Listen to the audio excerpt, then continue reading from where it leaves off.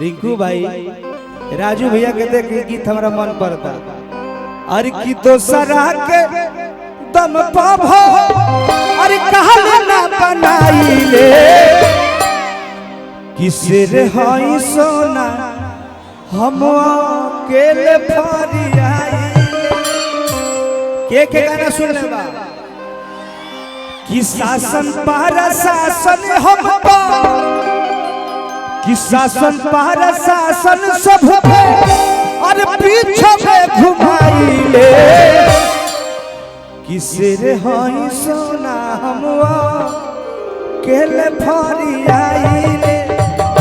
वाह आप सबको सुनावल जी मगर वो गीत हमरा मन पर गइल भाई मंटू निराला जी ये गीत हमरा याद पर गइल का कैसे वही ठंडा का महीना बा यही ठंडा के ए राजा जी का हो बलमुआ हो का हो ए जाड़ से हाड़ का पता हां आ तू जौन बाड़ा ना हां ए बलम का हो तू तो प्रदेश में बड़ा तहार छोट जौन भाई बा घर में हां एकदम तबाही मचा के रखले बा का करता का अरे किसे ये बाहर हरा लूटे ना भौजी रे तू और का करला तू जाके बहरे रह हां ए हाला घर में देवर बुझाता कि देह नोच के छोड़ दे आई जो देवर गतान भेवता अरे किसे ये बाहर हरा लूटे ना भौजी रे जब 12 रात बजता है भौजी 8 रात बजता तो का होता जब 12 रात बजता तो साया के डोरी सरप लेखा डसता ओहो और का करता ए भौजी ए दिन तक कट जाता तो रात कटत नहीं खे आ रात कट जाता तो दिन नहीं खे कटत हो हां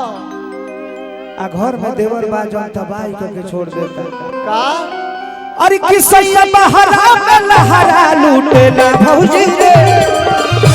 इहां दर्द से देहिया टूटे ना भौजी रे इहां दर्द से देहिया टूटे ना भौजी रे किसैया बहरा में लहरा लूटे ना भौजी रे किसैया बहरा में लहरा लूटे ना भौजी रे इहा दर्द से देहिया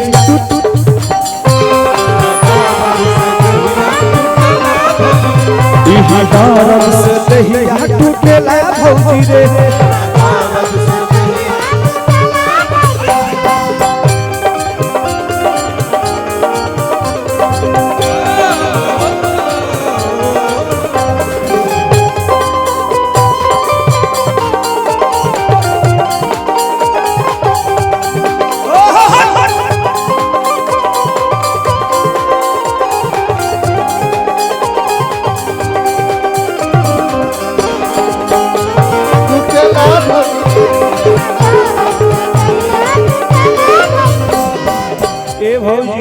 पोरे पोरे पत्थर दादा तू बड़ा चढ़ता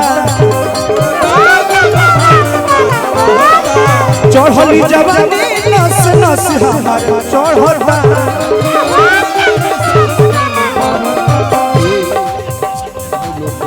जब से तू गोइल बाड़ा ई दर्द केहू नहीं के मिठा पावा का होता पोरे पोरे पत्थर दादा तू बड़ा चढ़ता चढ़ली जवानी नस नस हमार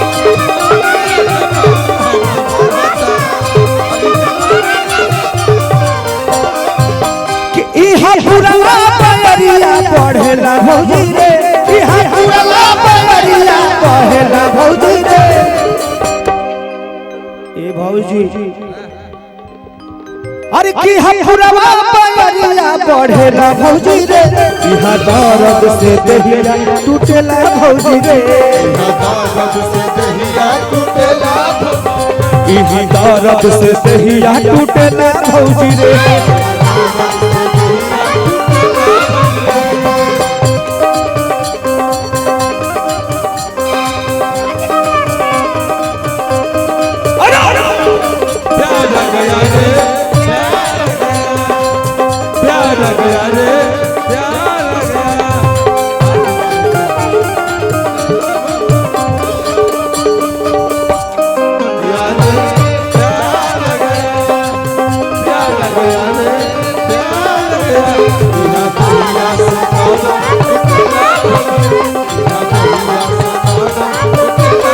ए धर्मेंद्र का हो एगो गाना हम बोले रहनी